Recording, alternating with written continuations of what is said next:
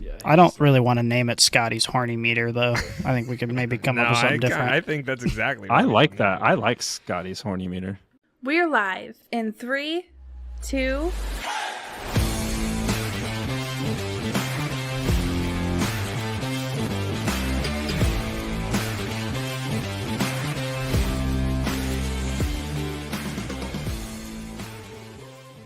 Welcome to LeatherBrainz. Your host, Slapdog, here for Week 5 review. I'm not alone today. I have my good friends Alan Casanova Castro, Alan, and Scotty Del Rey here. It's a full crew today to talk some football. We're going to be talking, is Gardner Minshew really eating his own boogers on the sidelines? The Commanders might legitimately win the NFC Championship.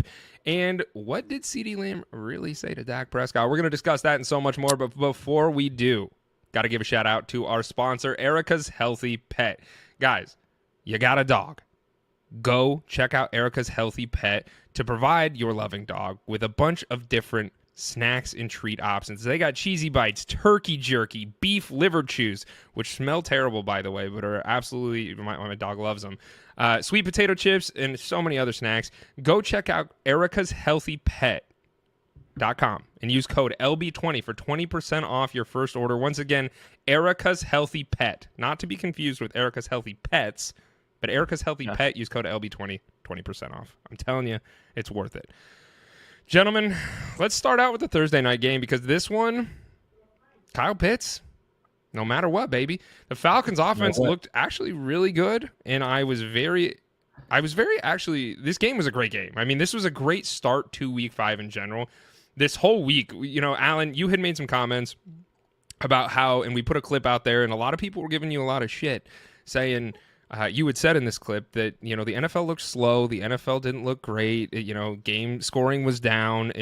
Nothing electric was really happening. And then all of a sudden, here we are. And in Week 5 was absolutely insane. So this Falcons offense, 36-30 against the Bucs.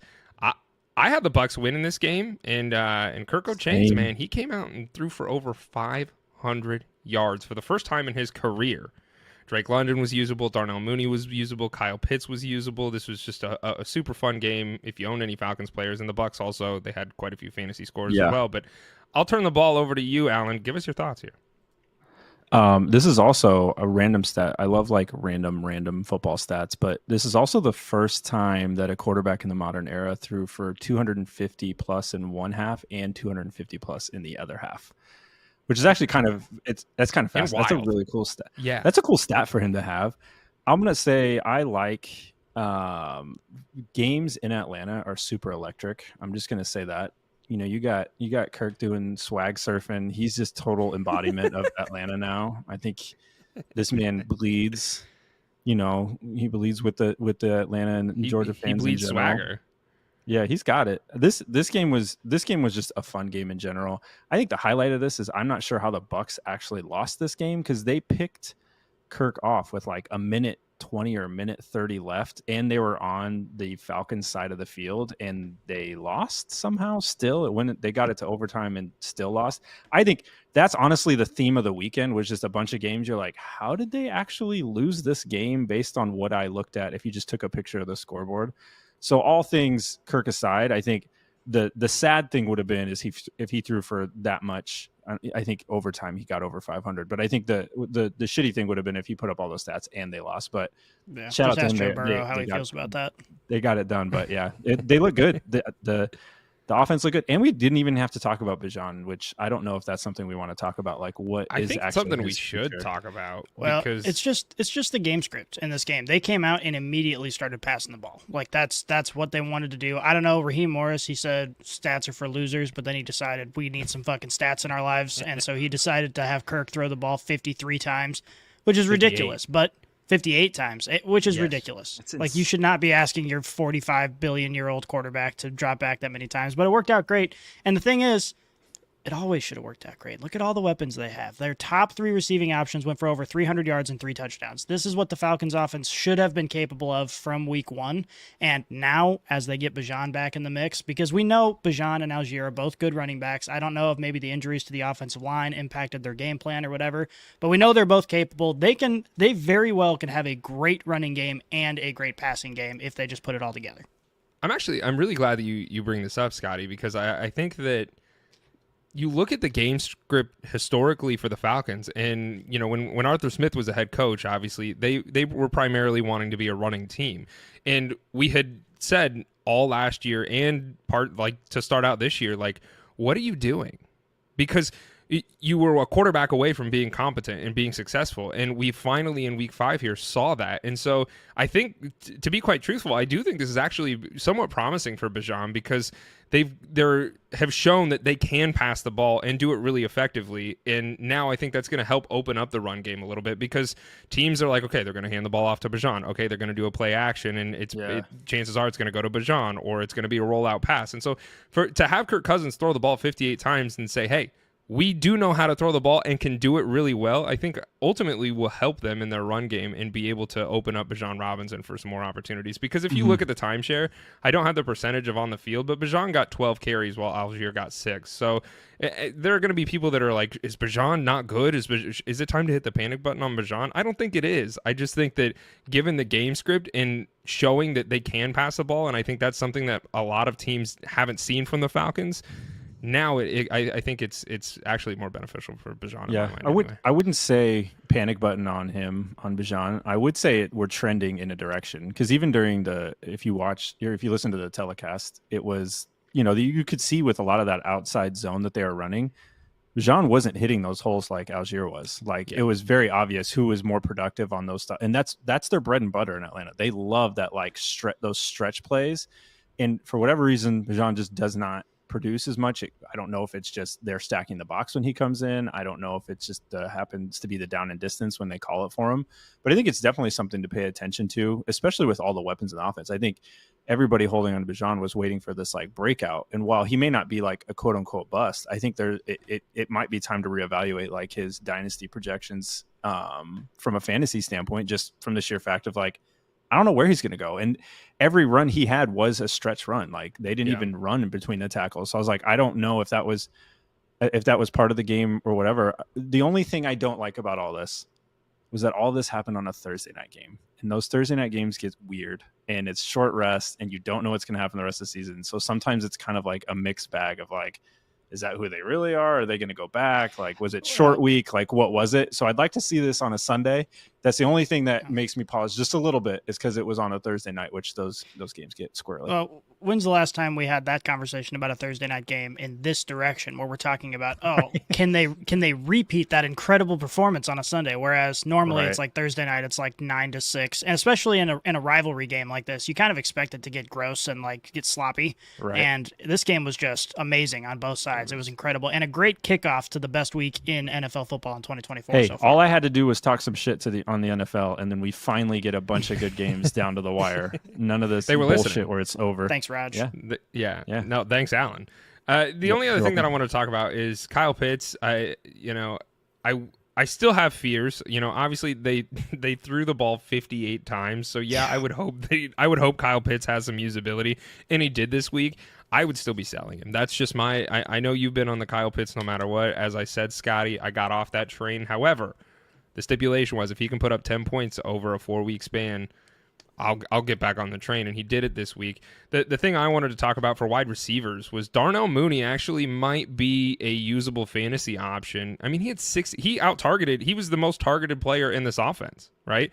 Drake London saw 13 targets, and Darnell Mooney actually saw 16. So all's to say, I think Darnell Mooney is quite usable in this offense and for fantasy purposes. And I know that we're not fantasy centric, but I would be looking at starting him. I think he's a usable starting asset for this team. Give Daniel Jones a weapon and he can play. Give Darnell Mooney a quarterback and he can fucking play. It's amazing. It's crazy how simple this game is. What I know London went out late. Was there any word on him? Because I know he kind of got roughed up towards the end of that game. I don't think I haven't good to seen go. anything. Yeah, I don't think it was. It must I'll not look be it that up while serious you guys because talk. they got the Seahawks coming in next, and if we're trending, wait, do they? No, they don't. Am I backwards? They have the Falcons or they have the Cowboys. They are. No, the what day is it? Today? What day is it? What day is this? No, they got Get the your shit Panthers. together. They're at the Panthers. Then they have the Seahawks. Bajan would probably be So a this pretty is- good play because the Panthers. So this is an bleed. interesting stretch. So if they're going to continue to have this offensive upswing, these are two good teams to have offensive upswings against, in my opinion. No, I agree with that. I don't think he's injured. I think we're good. We're safe. Okay. Thank you, medical professional Scotty. The Vikings. Let's go over there. The Vikings defense was elite through these 4 weeks, but they proved against the Jets here that they are capable of winning games when the offense is in fact struggling. And the offense did not look nearly as great as it has over the last few weeks. Sam Darnold, he finally he showed that in Allen's terms that God can bleed, and he did a little bit here. Sam Darnold was the quarterback 1 in fantasy over this last 4 weeks, and he didn't look terrible, but he didn't look great. He looked like he came back down to earth a little bit. I don't know if defenses are starting to figure him out, but he completed under 50% of his passes, and he threw no touchdowns and a pick. Granted, and I do have the Jets' defense is no joke, and their secondary is electric. So Yep. I don't want to take that away from him. Well, their secondary cheats a lot, and they finally got called on it a little bit in this game. But there's no doubt that they're good. This was the result of 2 really good defenses going at it. You saw Aaron Rodgers throw 3 picks only for the 6th time in his career, and obviously we saw Sam Darnold, who looked invincible for the first 4 weeks, struggle. These are 2 good defenses, and that's just the bottom line, which is a good sign for both teams. I mean, it's a good sign that both teams have offenses that can be usable. Obviously, the Vikings were really good. The Jets still have to figure it out a little bit, but both teams have great defenses that'll keep them competitive in most of their games going forward. What do we? Let's talk about the Jets' offense. Okay, this is what I wanted to talk about because what do we do? What do we do with the Jets moving forward? I think we go into our closets and we smoke ayahuasca in tribute to Aaron Rodgers because I think that's what he's going to do this week. Because this doesn't get easier for the Jets. Like, I know everybody's like, oh, well, the Vikings are a tough defense. Oh, this team's pretty good. Listen, this is the NFL. Like, these are all pretty good teams outside of maybe one team this year. You're not going to get a layup very often. And they get the Bills, Steelers, Patriots, Texans. Like, this doesn't get easier for Aaron Rodgers moving forward. So I guess I'm saying, like, does Father Time here now? Is he coming to collect his Aaron Rodgers soul and be like, congrats, you made it back from an Achilles? And it looked like he almost died again, where his knee got rolled up on, and then he came back to life again. So I don't know how many times he sold his soul to get to this point, but I feel like he's got to pay up at some point. I don't even know if it's look, don't get me wrong, it is Aaron Rodgers, but I don't know if it's like, I'm interested to see what happens over these next few weeks because it seems like Aaron Rodgers, Scotty and I last week, we talked about Tom Brady and Baker Mayfield and how like the whole dichotomy of Tom Brady came in there to win and Baker Mayfield's there to have fun and stuff like that. And I think Rodgers kind of carries some of that Tom Brady-esque mentality as far as like, we come in here to win, and they're not. And Aaron Rodgers doesn't look great. And if you like, he gets so mad, and you can just tell. You can see it on the field. You can he just gets so frustrated and pissed off.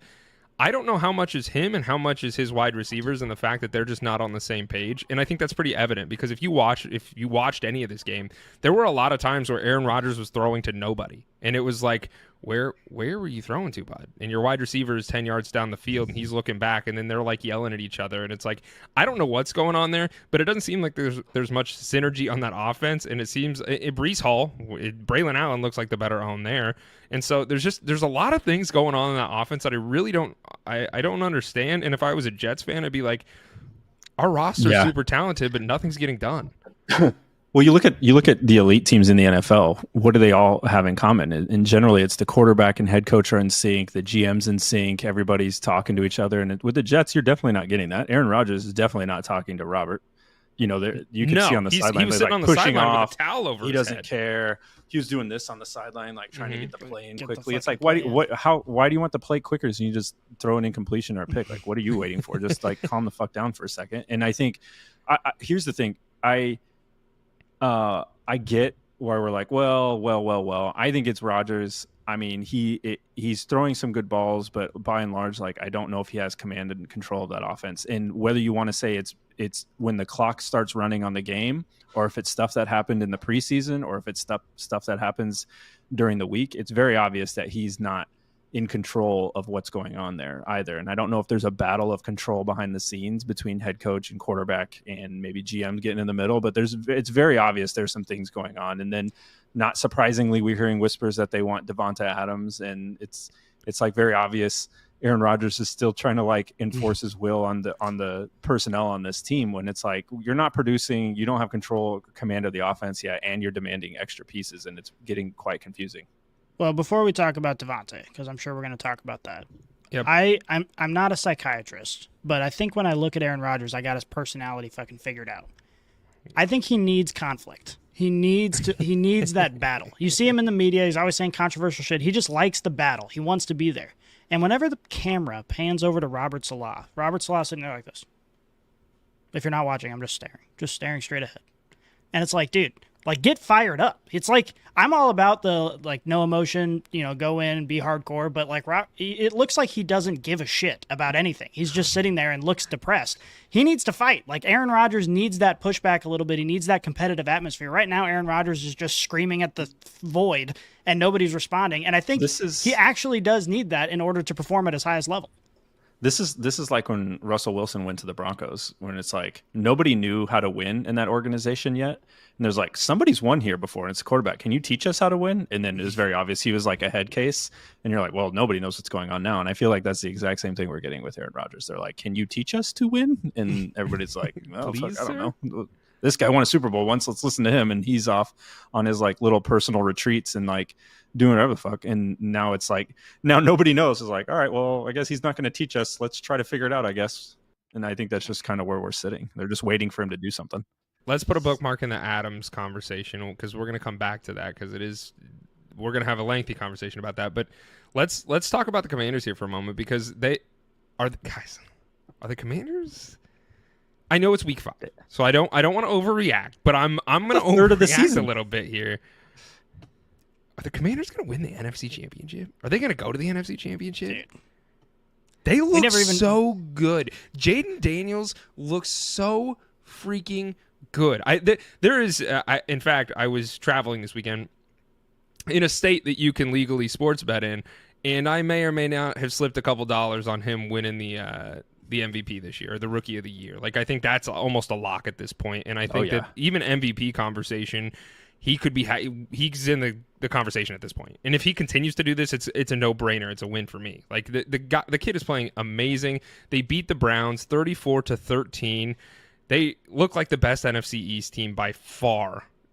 And I don't know, we can have this conversation, like you think about the Vikings and the Lions and the Packers as other potential contributors here, contenders.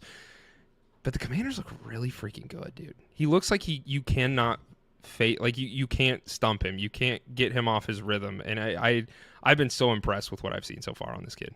So let's rank them. Top 3 NFC teams. Who are the top 3 contenders for the NFC title? Because I think the Commanders are in that conversation, like 100%, like right now, which, again, it's week 5. We got a lot of season left to play. They just beat the Browns, who look like they've never played football in their lives, which is ridiculous.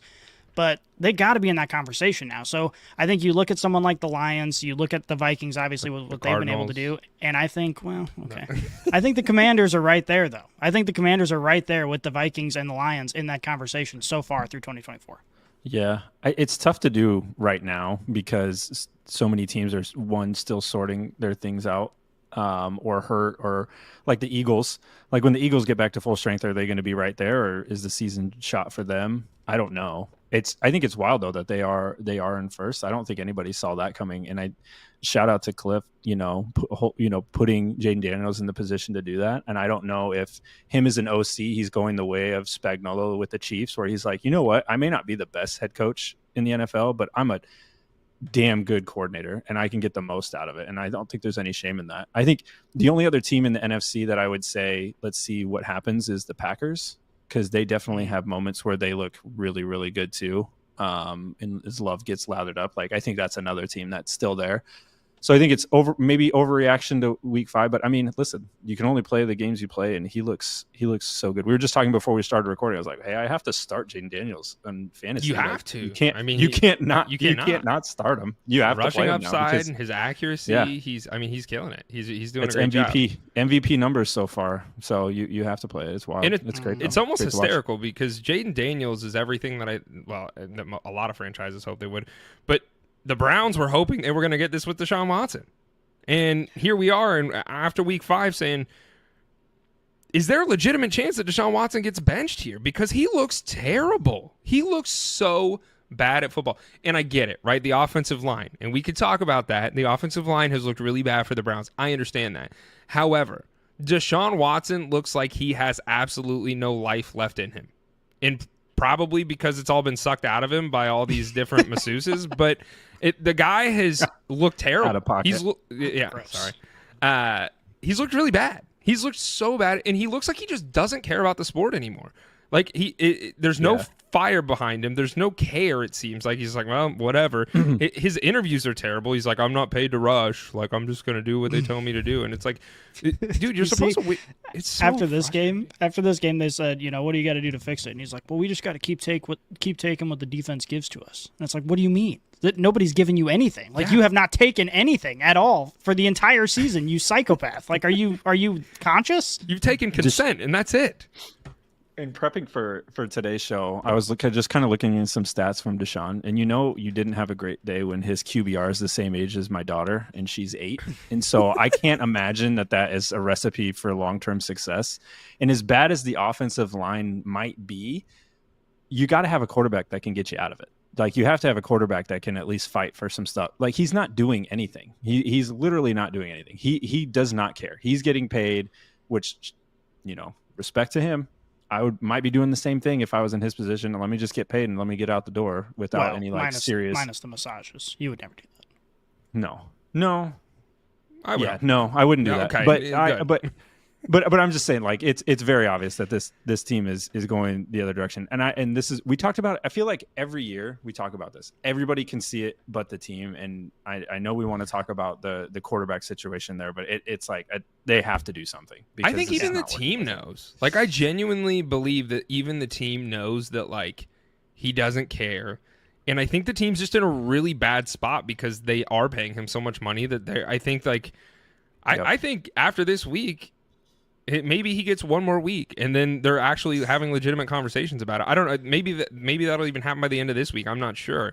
But Jameis Winston, let's just throw him out there because say what you want about Jameis Winston. He's my favorite quarterback in the NFL. I freaking love him. He's the funnest. He's so much fun. And honestly, at least you have a better product out there than what you're currently getting. 100%. Jameis Winston will sling it down the field 40 yards, and he might be in triple coverage, but at least it's exciting. Yeah. And it's not even – sorry, go ahead. Oh, I was just going to say one thing. I was like, when the head coach has to come out and defend his position on you being the starter, things are getting bleak for you. And I think at some point the organization steps in and is like, all right, like, let's pull the plug on this because nobody really gives a shit about us. And at least with Jameis, maybe it gives us a little glimmer of hope of fun that, we can actually salvage something in this season. And I don't think it's anything to do with the play on the field. Like, obviously a brain dead orphan would be better than Deshaun Watson right now. But what it is the locker room. Like, can you think of a bigger swing in morale than Deshaun Watson to Jameis Winston? Like, that is the greatest swing of morale 100%. in any locker room ever, whether they win or lose. Like, immediately, everyone's going to be having more fun at that point in time. And that's what this team needs because, as I said last week, they walk out of the locker room defeated. Like, you can just see it on their faces. They're all depressed. Put Jameis Winston in. That'll fix that problem immediately, win or lose, and you're going to be a better team because of it. Yeah, and it's not going to get easier. You had Jaguars, Giants, Raiders, Commanders, which... okay, maybe some of those you can sneak in, and now you flip it, and they have Eagles, Bengals, Ravens. So I don't know. Oh my gosh, it's not going to get any Winston easier before the end of those 3 games. Yeah, we're going to have to see it at some point. Yeah, oh yeah, we are 100%. going to. And just like Scotty said, like the attitude, Jameis Winston, he's a morale guy. He's not a great quarterback, like as far as like physical attributes to be able to get it done, but like he's gonna lift the team up, and I think that's really what they need right now because it's bad. And even on the defensive side of the ball, Myles Garrett statistically had the second to worst game he has ever played in his life yesterday. Oh, it's infectious. When you have a quarterback you don't believe in, and you're like, even if I try my hardest and I give the ball back to my offense, they're not going to score anyways. Like, what am I doing out here? And the one thing I will say about Jameis, he gets everybody involved. Offense, defense, he's going to throw you the ball. So everybody's going to have some fun. And I think that's what everybody wants to see. I agree. Yeah. Well, we're talking about quarterback changes. Let's talk about a quarterback that the Browns probably wish they did keep, being Joe Flacco, because the Colts lost this game 34-37 against the Jaguars. But guys, Joe Flacco looks pretty good. He did last year when he was with the Browns, and now, obviously he's with the Colts. And this is a really interesting situation to me. Joe Flacco, I'm just going to read his stat line against, granted they did lose, but he went 33 for 44 for 359 and 3 touchdowns. He looks substantially better and 1,000 times more competent than Anthony Richardson does. And Anthony Richardson, look, I'm not a medical professional. I don't think he's hurt. I really don't think he's that hurt. He was on the sidelines yesterday, or on Sunday. He was he had a mic on. He was actively involved in the game.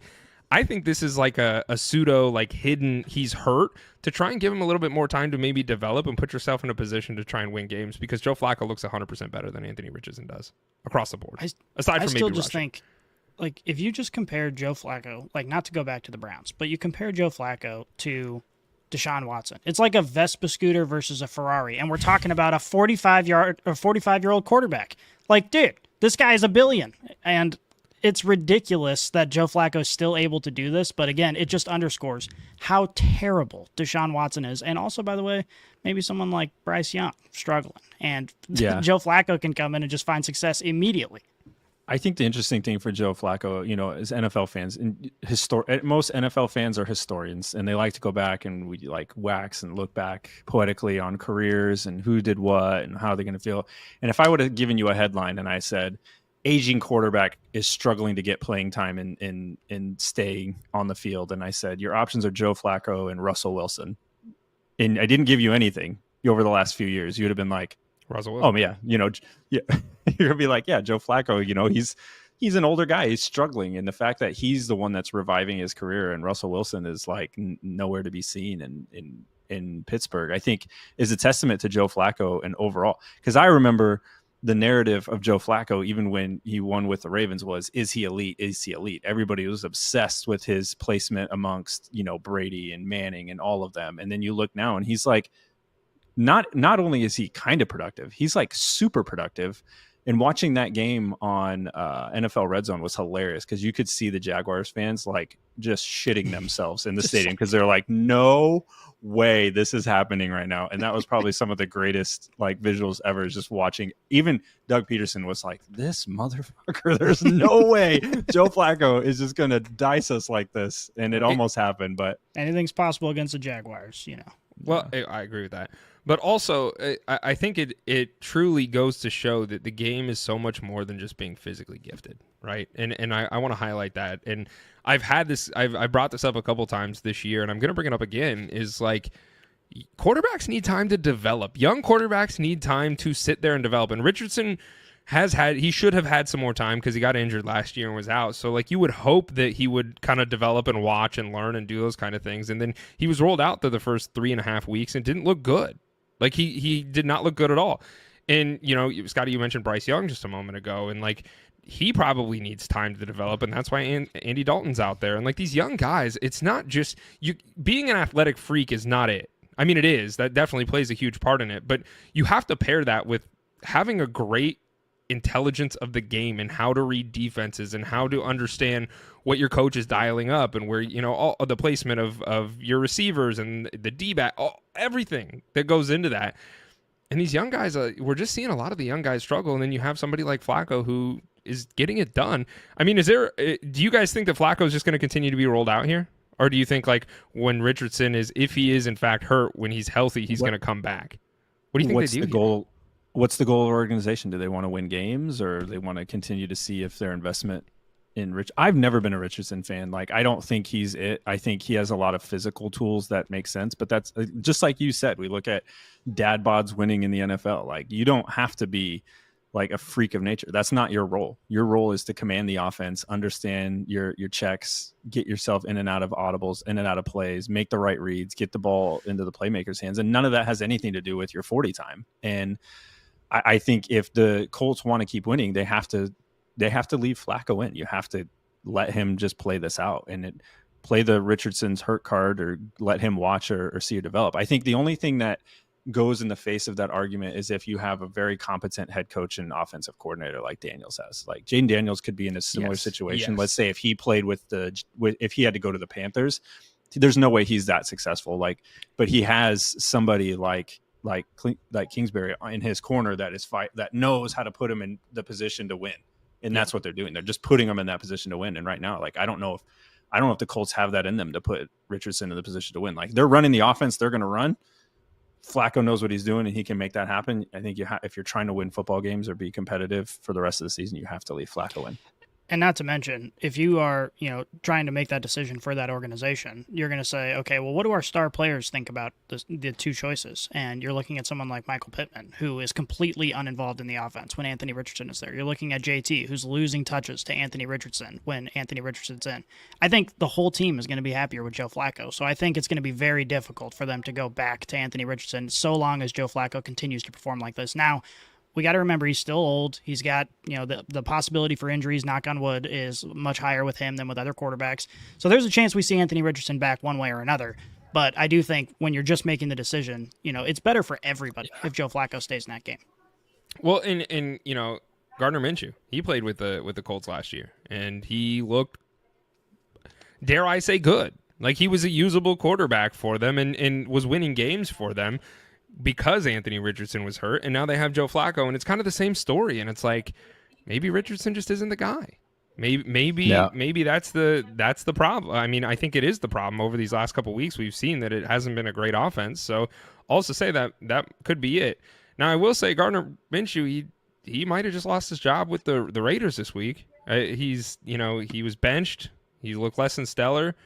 He was eating his boogers on the bench, and which checks out if you just look at him like visually. It checks out for his MO. Like, he kind of he would track as a booger eater. Yeah, but he did come down significantly in my like badass ranking of him. I thought he was just kind of like the Uncle Rico. Why? Because he ate his boogers? Yeah, I'm not a big fan of that. Gross. You got to be hardcore to do that. See, I think that I assumed that was part of your rationale. You purchased more stock in him being a badass because he ate his boogers? He doesn't give a fuck. That's awesome. Yeah, that's 100%. That's exactly Well, he was right. trying to hide it. He was like doing one of these. Oh, okay. I didn't see it. Yeah. So if you're a booger eater, you just own it. You just got to do it and just be like, yeah, I do it. So like, whatever. What do you want? I think, what do you do? What do you do? Wipe it on your shirt? Like, what do you do with them? Like, flick them at the guy in front of you? Yeah. That's smack your O lineman with your booger on it and be like, good game, bud. It's a man play. I don't know. It was pretty gross. And, Antonio Pierce, head coach for the Raiders, said that there will be a quarterback battle this week in practice between him and Aiden O'Connell to see who's going to start. My question to you boys is Antonio Pierce on the hot seat? Because I kind of get the impression that he might be. I don't know. I think they're going to give him more time regardless. Yeah, I think they're going to give him more time regardless, just because he's still got the locker room. I mean, and ultimately, that's my question, because I don't know if he does. And that's why I asked this question, is because it seems like he's like half the team is just kind of checked out on him, is my perception of it. I think it's difficult to not be checked out if you're the Raiders, knowing that they went into the season knowing that it's not going to be Gardner Minshew for the long term. It's not going to be Aiden O'Connell for the long term. Everybody was aware of that. So they knew they were in a tough spot regardless. I think what we've seen from this coaching staff is that they've got this team more bought in than most coaches would in that exact situation. And I still think that's true. So I think nobody expected them to be good. The expectations are kind of low, and I don't expect them to make a rash decision on the coaching staff for at least another year or two.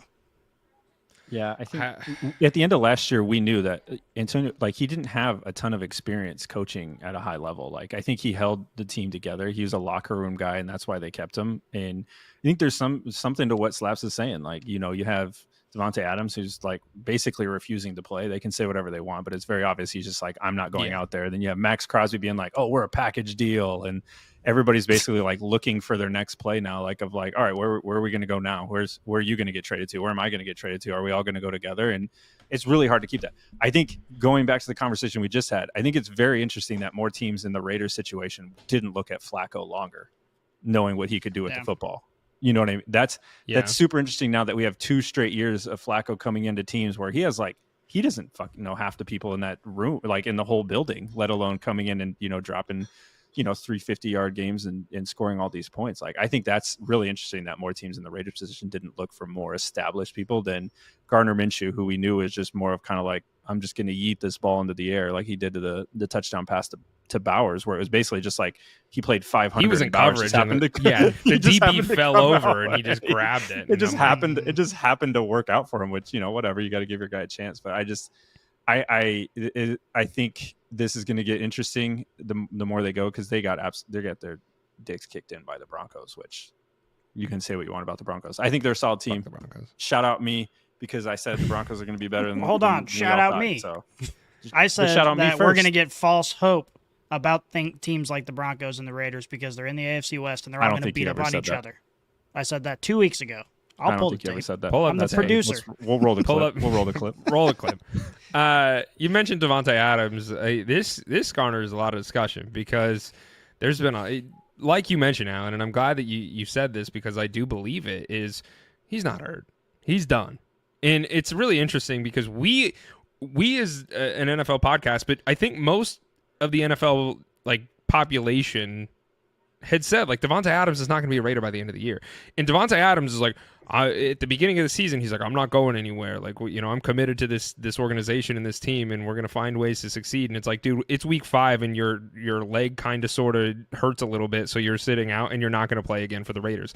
By the time this episode airs, there's a legitimate chance that Davante Adams has been traded to another team. So I'm going to list off a couple of these teams, and let's just have a conversation about that. So obviously the Ravens come to mind, and Davante Adams had posted something on his Instagram. It was a picture of Edgar Allan Poe insinuating that potentially the Ravens could be a landing spot for him. And then it was hilarious. And I wish that I had some of the receipts for just people reading so far into that. And they're like, well, Edgar Allan Poe was from New York, or he lived in New York at one time. And somebody's like, Edgar Allan Poe's first lover lived in Los Angeles. So it could be. So it was hilarious. But also say the Ravens could be a team. And then you think of some other contending teams that might purchase Davante Adams, maybe the Bills, the Chiefs, which I don't think is a possibility just because they're in the same division and the Raiders are going to give the middle finger to the Chiefs. Cap space will make it impossible. The Saints, because Davante said he did want to go play with Derek Carr again. He wants to play with the quarterback he knows. So, of course, the Saints and the Jets certainly come to conversation.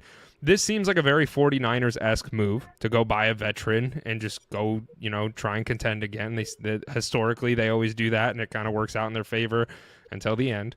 And then the Lions, I don't know how much stock I put into this, but I just thought it was interesting where the Lions, you mentioned Max Crosby said they were a package deal. And it's like, dude, could you just, I don't think this is realistic, but could you imagine doing some sort of trade where the Lions get Davante and Crosby and they give up Hendon Hooker, their backup quarterback, or something along those lines, and some other pieces to get it done? That would be electric. Having Aiden Hutchinson and Max Crosby on the defensive line would be absolutely terrifying. And their wide receiver core would be nasty too. So what do you guys think, and where do you think where do you think Davante Adams might go? Here's I'm going to simplify this because you just named a whole lot of teams. If I am going to guess what's going on in Davante's mind, it's I am going to a team with a franchise quarterback, period. End of story. I am not going to entertain any other possibility because he's already been burned trying to do this. Right. Going to play with Derek Carr, bam, no more quarterback, and now he realizes, oh, shit, this is garbage. So a lot of people have been floating the Jets around. Okay, what's he do? He's going to go to the Jets, and then Aaron Rodgers is going to retire in a year, and then he's going to be in the exact same boat. Davante Adams could retire in a year, though, too. I mean, he's not young. I mean, if they win the Super Bowl, maybe. But right now he's ring chasing, and that's understandable, right? Given his age and given how productive he is, he wants to go compete for a Super Bowl. And I think when I look at this list, the Bills are the only team for me that really fits that description. And I don't know if that's realistic, but if I'm betting on what Davante wants, that's what he wants. He wants to go play with Josh Allen. Yep, I think it's the Ravens or the Bills if they make any kind of trade. And the Bills are interesting, and I know we're going to talk about that game. But if you look at the aspirations they had for that wide receiver room in general, and it's you look at who's getting a lot of the target share, and I know Shakir wasn't playing on Sunday, but it's like him and Hollins and Kincaid, and it's like, wait, you paid Curtis Samuel how much? You just drafted Keon Coleman and you're not giving him the ball that much. And I don't think they're getting the production they want out of that wide receiver room either. So I think that would be an interesting spot.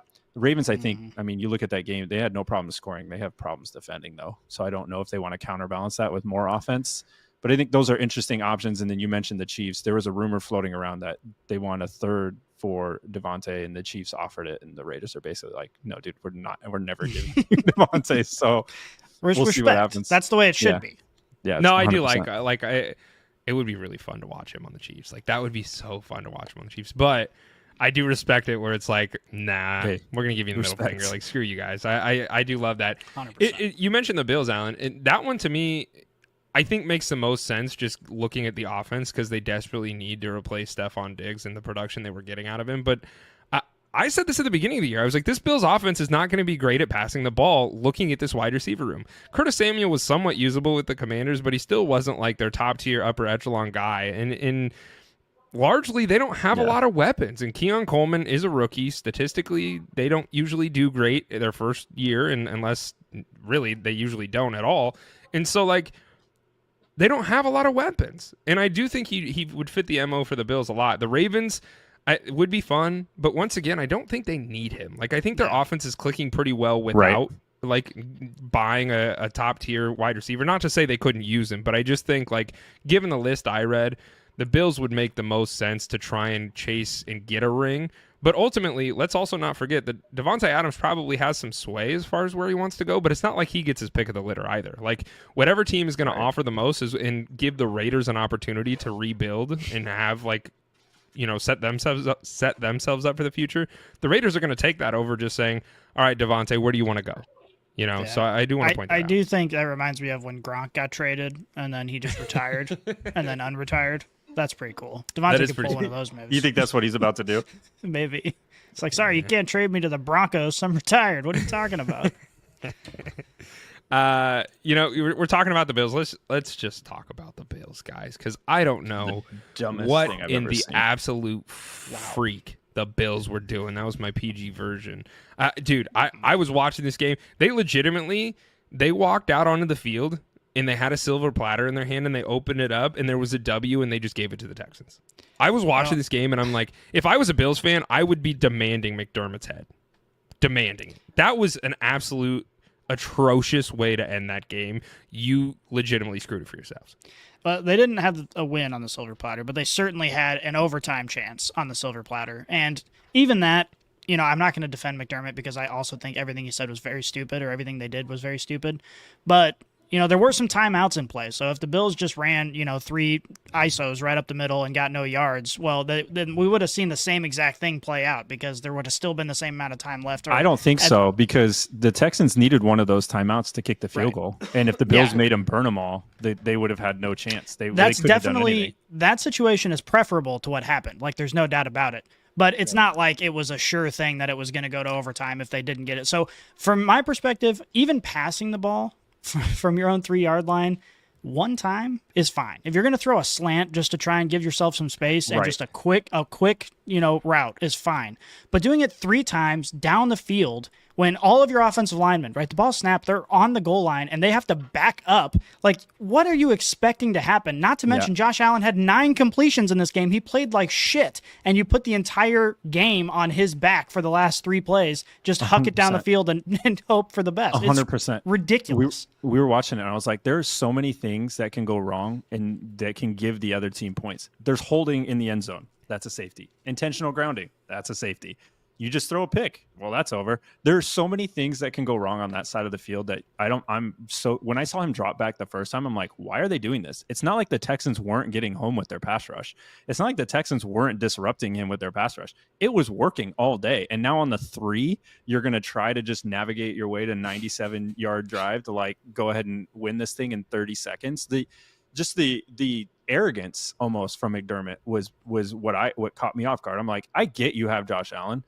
I think he's hurt. We can talk about his concussion and how he came back in and how he got a concussion the week before and he's still playing. I mean, the dude completed 9 passes, which if you go through NFL history, that is 30% was his completion percentage, which is the lowest in the last 30 years for that many pass attempts. Like, that is historically bad. And you're going to try with a guy that completed just 9 passes to go ahead and chuck it. And now Houston didn't have to do anything. It was a decent punt-ish, and all they had to do was, they didn't have to use any of their timeouts. So they just, all right, well, cool. We're in position now. Here's your field goal. That's the game. And it didn't need to be like that. And that's all on the coaching staff, not knowing what's going on with their team. Well, and I know, Alan, I know you like random stats. So here's a random stat for you. The Buffalo Bills are the only team in the last 45 years to be tied in the final minute of the game inside their own 5 and throw 3 straight passes. So when McDermott was interviewed after the game and he's like, yeah, it was a tough situation. We learned from it. It's like, okay, well, every other coach in the last 45 years had this lesson already kind of locked in, Sean. I don't know if you realize that. It was just unbelievable. And I agree. I texted our friend, Bills fan, and immediately was like, listen, he wasn't able to watch the game. I was like, just burn the tape on this one, and maybe you should fire everybody. Like, it might be time just to fire everybody. It's your job to know these things. It's your job to know, hey, I'm on my own. Anybody that's, played a video game or just common sense will tell you more things can go wrong than right in this situation for me. Let me at least try to mitigate one of those risks being the timeouts, and let's just run the ball. We're probably not. We're not going to get in position. Dan Campbell. We're not going to get in position to score. Let's just run the ball and get out of town. And that was. Listen, I also think, I know this is going to get highlighted, but I also think the Bills were very fortunate to be in that position because they played like shit all day. 100%. Like they are very lucky that it was even tied at that point in time. So that's also part of it. Like you could have been getting blown out, but yet here we're going to go ahead and put our big boy pants on in the last 30 seconds and just try to, call plays to go get us in position to score. Like you should just been crossing your fingers for overtime at that point and making all decisions based off that. Well, McDermott was even quoted saying, we learned from that. It was a tough situation. And just like you said, Alan, like Madden players, like we know better than to do that. And it's like, why? Like, why would you do it? And that's just what I don't understand. And it's like, do you think that you still have Gabe Davis and Stephon Diggs and you can play hero ball and like because it does, they've done it before. I agree. And it works in their favor. It did work in their favor. I agree. I think I know we're going to talk about the next game too, but I think this is interesting because now you're getting into teams with the Bills and the Bengals where there are 2 organizations that are now figuring out life after the success you have with all of your rookie deals and contracts that you just have stacked rosters. Now you're trying to figure some shit out. Now you're understanding what a lot of other teams are going through.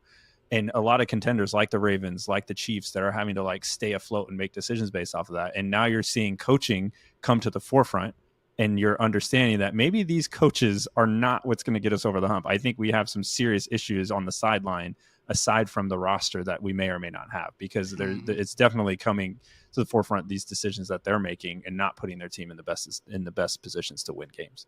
Well, and we're not going to talk about this today, but like Nick Sirianni is on the hot seat. And it's like, I get that. I understand that. But can we not also say that Sean McDermott, what has Sean McDermott done?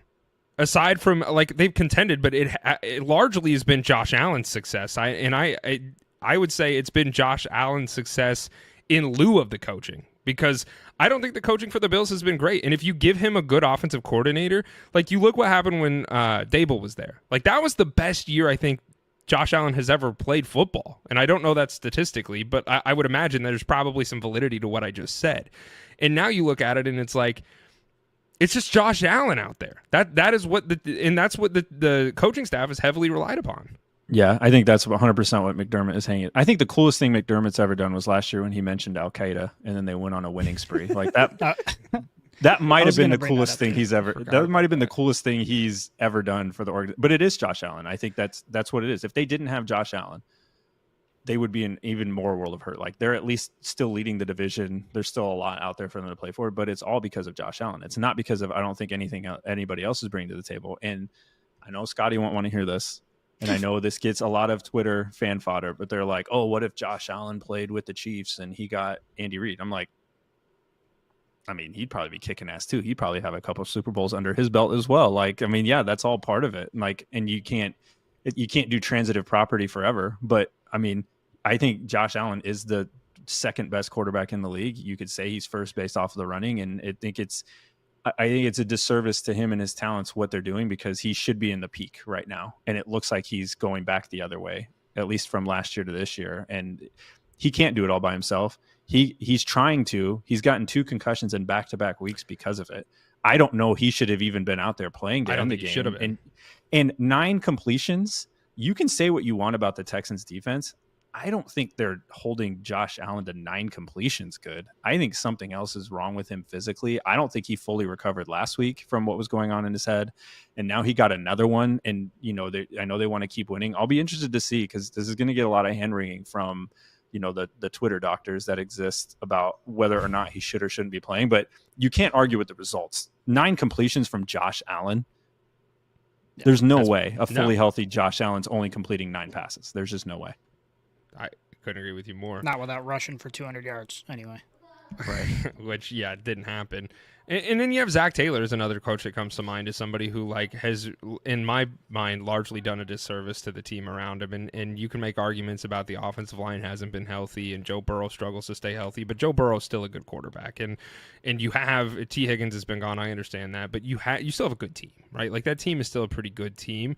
And gentlemen, they haven't been playing like it. Bengals they lost this game 38-41. It was a good game, and I will say that. It was a great game. It was a fun game. The Ravens and the Bengals both showed up today. T. Higgins is back, and it showed.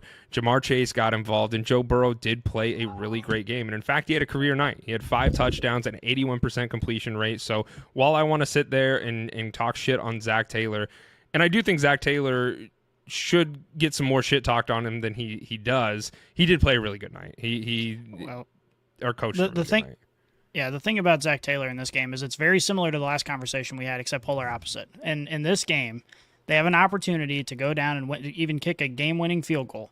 And all they have to do is get a little bit closer. And granted, the snap was fucked up. Like, who knows if he would have made it anyway. But he played very conservatively when they were still, it's still a 53-yard attempt. And you have a quarterback who is playing the best game of his career. Like, throw the fucking ball and get closer. Make it a chip shot. Go for the touchdown. Like, you have arguably one of the best quarterbacks in football, and he is on fire. And you've got one of the best wide receivers in the game, and you run the ball 3 times up the middle to settle for a 53-yard field goal to win the game. Yep. That's crazy. Like, these are 2 polar opposite coaching decisions, and both of them are very stupid. Like, it's crazy. One coach stupid, the other one coach scared. And you look at what Joe Burrow was doing, and that's absolutely the point I wanted to make, is they were scared. They got a gift. If you watch the end of the game, Lamar Jackson, for some reason, fumbled the snap, a shotgun snap that was pretty clean. And then it bounced around, got kicked around, and then the Bengals got it in plus territory. They're like on the 45, and they just ran 3 running plays while Jamar Chase is being single covered, and they've just been torching him. You want to talk about polar opposites from the Bills game. Josh Allen completed 9 passes, and Joe Burrow, with 39 pass attempts, only had 9 incompletions. Like, he was on fire, but yet you're going to go ahead and let's just run it up the middle where you're averaging 3 yards, less than 3 yards a carry, and you haven't been able to establish that all day. It's like both coaches got into the end game scenario and just like forgot everything that was going on with their team. And Zach Taylor did it again to his team. Like, that's the only reason they lost this game. You can say their defense was bad, but that's also Lamar Jackson, the reigning MVP. They got Derrick Henry. That's a tough offense to stop when they get things humming along. And so you can't say, you're going to have games like this. And they were in position to win. They were up. The end of game coaching from both of these guys was like this. You want to know why neither of your teams have won a Super Bowl? Just watch what your coaches just did these last 2 weeks. That's why you guys aren't winning Super Bowls. You can talk about how great Joe Shiesty, Joe Burr, Joe Cool, whatever the fuck you want to call him is. Mr. Freeze. Your coaches are holding you back. They're just holding you back. That's what it is. Your coaching sucks. And I don't know if they're going to figure that out or they're just going to keep it rolling because, they're quote unquote. I don't think Zach Taylor's they're 1-4, man. I want Zach Taylor. They're 1-4. They haven't won a home game. They're 0-3 at home. Yeah, that's crazy. I do think, though, we can't skip over the Bengals defense because this game wasn't a vacuum. This defense we've now seen for 5 weeks, and this defense is terrible. And can you imagine just how frustrating it is to be Joe Burrow? And Granted, we don't know what his relationship is like with the coaching staff there. Maybe that's also a source of frustration. But when you put up the numbers that he put up and you lose a game because your defense could not get a single freaking stop outside of Lamar Jackson just tossing them the ball, like that would just be infuriating. This Bengals defense is, in addition to coaching, going to be a reason that they maybe don't make the playoffs this year. And now it seems more and more likely. Well, you get down to it. Currently, as it stands, the Bengals have the second overall pick in the upcoming draft, which you look at this in two different lights. First and foremost, that's pretty sad, right? Because that just means they're the second worst team in the NFL statistically. And I don't think they'll have the second overall pick by the time the end of the season comes around, but let's just say they have a top 10 pick. Like that's kind of scary. Like for what they could get or what they could do with that pick. Like that is really interesting to me. And I don't know what, obviously we can't rub our crystal balls and see exactly what's going to happen, but in the event that they do, like you have the second overall pick with a somewhat competent offense. You need a lot of pieces around you, and defense, like Scotty said, I think is a huge pain point, but if they still, and I want to bring this up because I've talked about it before. How have you not gotten an offensive line for Joe Burrow? And that's something that I don't understand, and I think that's poor GM. I think that's just tried. They tried. They didn't. They've and it's signed been players years. in the off seasons. They've tried. They've tried to get players in there, whether it's evaluation or whatever. Listen, the team that they have in their core, like on offense, like they drafted really well and they drafted high and they got those pieces. But this is what I'm saying: sustained success and being able to reiterate and reinvent your team to continue to be successful is something that like strong coaches and GMs do. And I don't think the Bengals or the Bills are like in any position to do that right now because they don't know how to reload. They don't know how to evaluate talent and go get it in free agency. They've drafted really well and that's helped them. And I think, the Bills with Diggs, they were going in the right direction. And now you just look at like what's happening with those teams.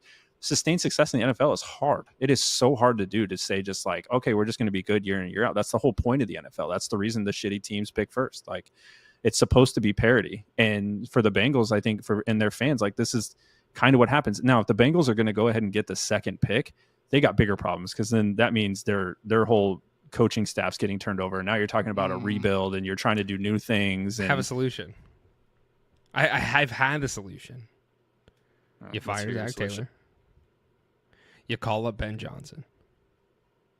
Ben Johnson will not leave the Lions until a favorable situation for a head coach position opens up.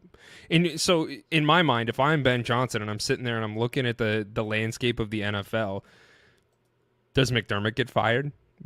Or does Zach Taylor get fired? Either of those places would be very favorable for Ben Johnson to go to because they do have a franchise quarterback that is upper echelon and talented. They do have great the Bengals have some good wide receivers, and obviously T's not going to be around. But the Bills still have a pretty decent offensive roster. They just need to figure some stuff out.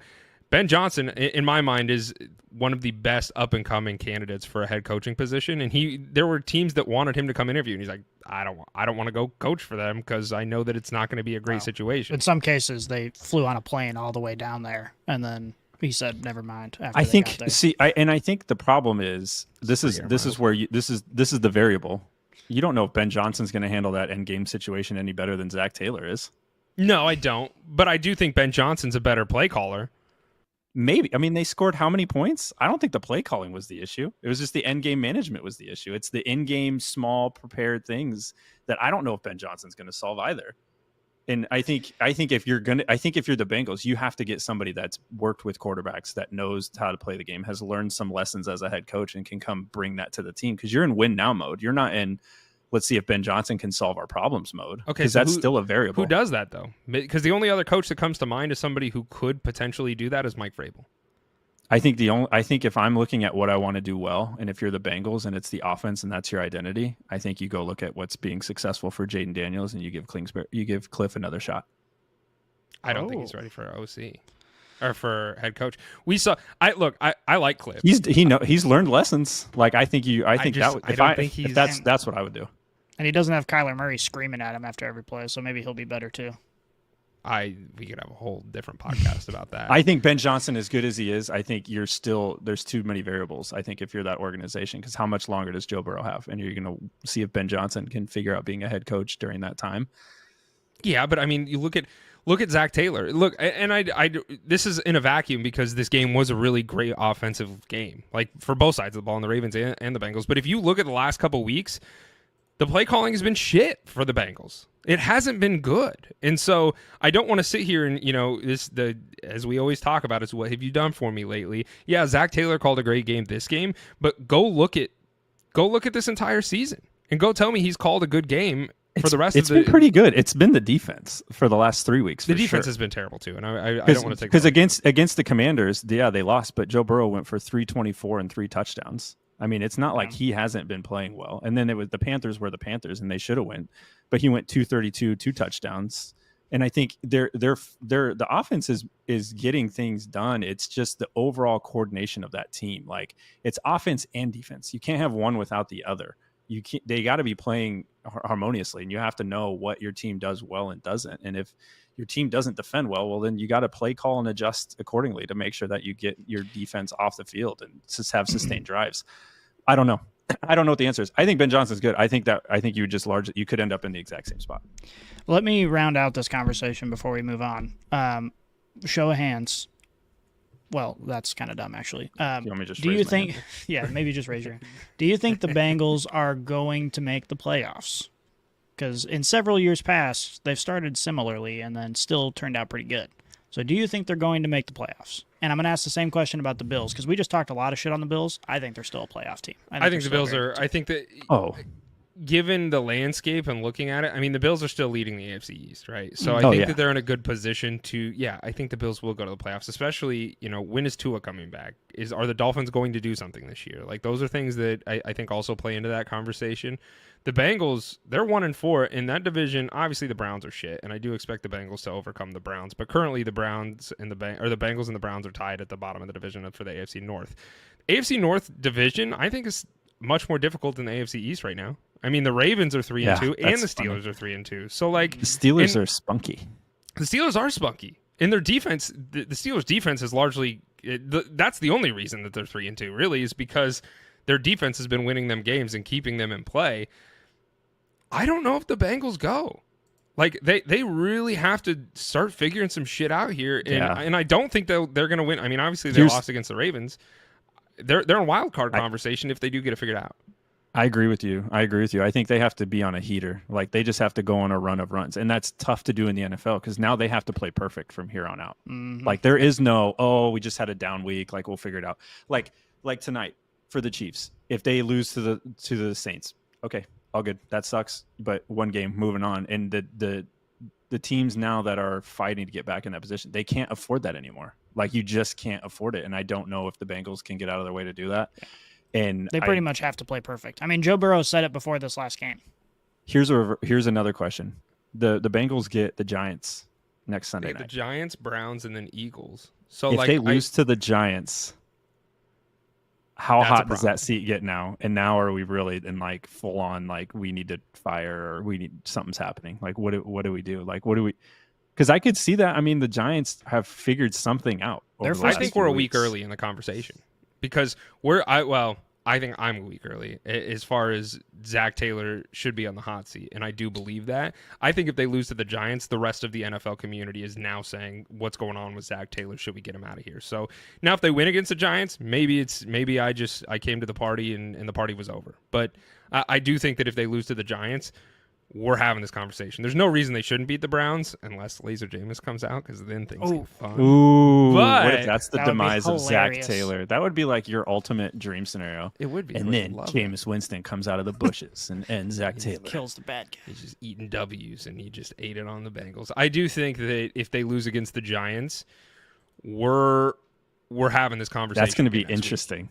That's going to be and honestly, I expect the Bengals to win. I don't know what the current line is, but I'm sure the Bengals are favored. There should be no reason the Bengals don't win this game.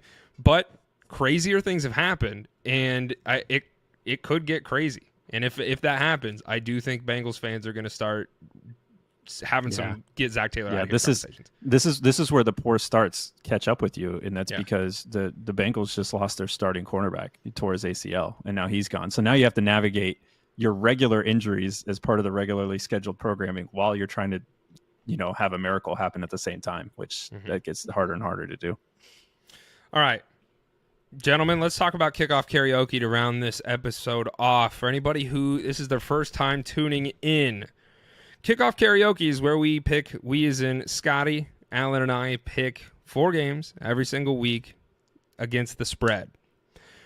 Whoever loses throughout the season-long bet has to sing the national anthem live over on Twitter for all of you beautiful brainiacs right before the Super Bowl. The current standings, I am in last place with 8 games. Alan is in second place with 10 games. And Scotty is in the lead with 12 games. The games we have picked this week, and we will start with the first one, is the Commanders at Ravens. The Ravens are currently 6.5-point favorites. Scotty, as the current winner, who are you taking this game? Lita. I'm taking Jaden Daniels, bruv. I don't know if they're going to win this game, but I think it's going to come down to the wire. And the 6.5 is six and a juicy. half is juicy as hell. And the thing is, Ravens are high right now. They're feeling good. They think they're overconfident. They think they're going to come in and show this rookie what's up. And I think Jaden Daniels has got something cooking. Now, like I said, I don't know if the Commanders are going to win this game. The Ravens look like a very, very good team. I mean, especially on the offensive side of the ball. They just look great all the way around. So I think if I had to gun to my head, I would say Ravens are going to win, but I bet it's going to be like a 3-point game. Okay. Alan, who do you got? Same. Got to take the Commanders, especially off the emotions that happened off in that Bengals game. You know, you win a close game. It's a rival game, and now you have to go play, the other conference, and you get an up and coming quarterback that's just like playing out of his mind right now. We talked about being the potential MVP. I think this is a prime spot for a letdown. Not enough that they lose, but I think this is much closer than I think before the season many thought this was going to be. And I like the Commanders to cover the 6.5. It's kind of a prime spot for a letdown for both teams, because imagine if Jaden Daniels with all this hype around him comes out and they just get skunked, like they just get smoked. Like it's going to be like, oh, damn. Yeah. I'm really torn because had I gone first here, I would have taken the Commanders. But because you've both taken the Commanders and I'm down, I feel like I should take the Ravens just to try and. I'm either going to sink these my out ship. ahead of time. Well, I'm glad that we didn't, because I'm trying to make up some ground here. Hey, and by the way, I don't know if you know this. The season's 18 weeks long. You're only down 4 games. We do 4 games every week. That means by next week, you could be in the lead or tied for the lead. Yeah, that's true. If I just go against, so you don't really need to make rash decisions. Yeah, don't panic. Just pick okay, who then you I'll think's take the going to win. Commanders, because I do think 6.5 points. I really do. I like how we talked him out of that. You did talk me out of it, and I'm going to regret it, because now we're all going to be tied here. I like that. I do like that. Just seems the Commanders have been playing hot, man. So I'll take the Commanders. Next game we have is Jaguars at Bears. The Bears are currently 2-point favorites. Alan, what do you got? I gotta go with my boy MK. I just gotta support him, support the pod. I'm gonna take the Bears, covering the 2. Okay, Scotty. Basically Yeah, winning. This has potential to be a very boring segment of kickoff karaoke, because I'm also going with the Bears. I think they're slowly figuring this out. Caleb Williams, granted, wasn't a real tough opponent last week, but he looked like he had some time. He looked like he grew up a little bit over the course of the first few weeks of the season. I think this Bears team's only going to get better and better, and the Jaguars just look terrible. We didn't talk about them much today, but they look like they've got a depression bug that is spreading throughout their locker room, and everybody's sad all the time. And I know they just won, and maybe they're on the up and up, but this season has just looked so bad for them. So I'm higher on the Bears than the Jags. So I think I'm going with the Bears. I'm going to ride the wave on the Jags. I'm going to take the Jags here, and I'm not doing it because you both took the Bears, but I'm doing it because I want Shane Waldron to get fired. So it's just more of a fingers crossed for me kind of thing. But I do think that the Bears defense is really good. I think their offense, if you can find a way to pressure Caleb Williams, which is not hard to do with that terrible offensive line, you're going to get him off his game. The Bears won very handily against a really shitty Panthers team, and I think the Jaguars, while not good, are going to give the Bears a run for their money, so I'll take the Jags on this one. This next game is the Lions at the Cowboys. The Lions are 3.5-point favorites. You guys already know what I'm doing, baby. Dan Campbell or bust. Yeah, we're going to bite some kneecaps here. The Cowboys have not looked great. The Cowboys are struggling. And I do think that the Lions cover this spread. I just think they're too electric. They're coming off a bye week, so they're going to be well rested. Give me the Lions here. And we'll go to you, Alan. Yeah, I think CeeDee Lamb said, by the way, in the clip that Oh, they yeah. have, because we've been deciphering it. I think he said subpar. That's a subpar throw. You've been subpar tonight, which is also kind of like, what a I don't shitty... think that's what he said. I think Well, if you that's- watch it What do real you think he slow, said? What do you think he said jump ball, I got you. I think he was No. calling for I don't- Dak Prescott to I don't throw think- it because I didn't see he that. underthrew that ball. I think now that you know that, if you watch it back, I think you'll see the same thing. No. Because think I you're didn't see wrong. that initially. I saw a couple people post it, and I was like, oh, that is NFL's weird. I'm banking on a little chaos. I'm going to take the Cowboys. Scotty. I am real tempted to take the chaos too, because I think it's only a matter of time before this Cowboys team starts to look, semi-competent. But Not this week. the Lions are just too good. They're one of the best teams in the NFL. And Yeah. granted, you can't be perfect every week, but the Lions seem like they have a really Dan good Campbell. chance to be pretty close to perfect every week. Dan Campbell or bust. Dan Campbell is just the best coach of all time. So I that's love just what it this. is. Clip I that. love this. I'm about to The bust, more the baby. Lions keep winning, Scotty's just going to have less and less material as the weeks I go on. know. It makes me happy.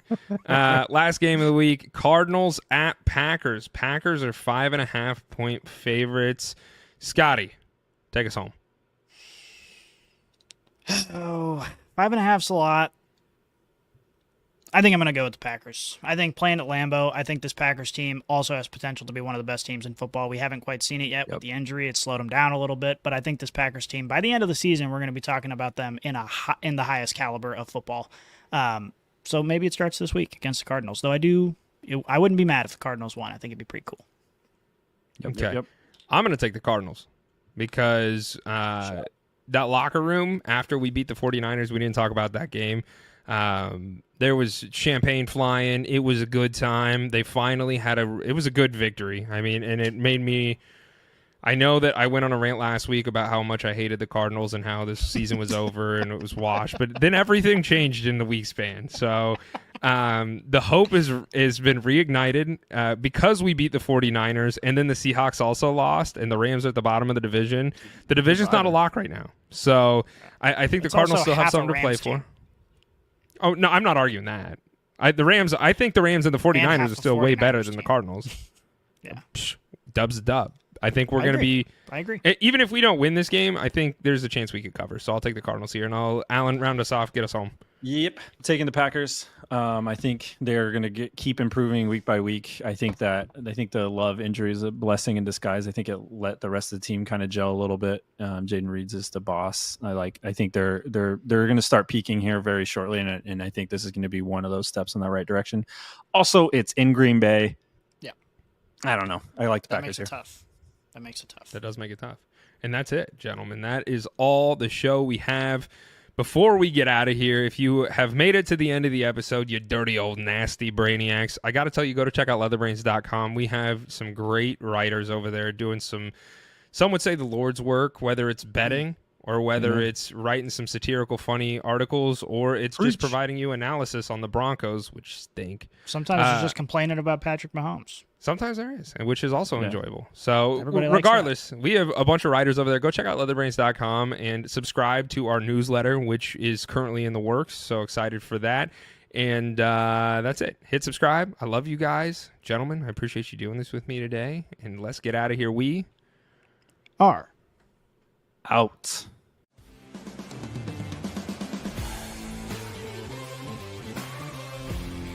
If you enjoyed this episode, make sure you tune into our new releases every week on your favorite podcast app. Follow us on Twitter, Instagram, and Facebook, and check out LeatherBrainz.com for all of your fantasy football needs. And remember, Brainiacs, a championship should be more than a fantasy.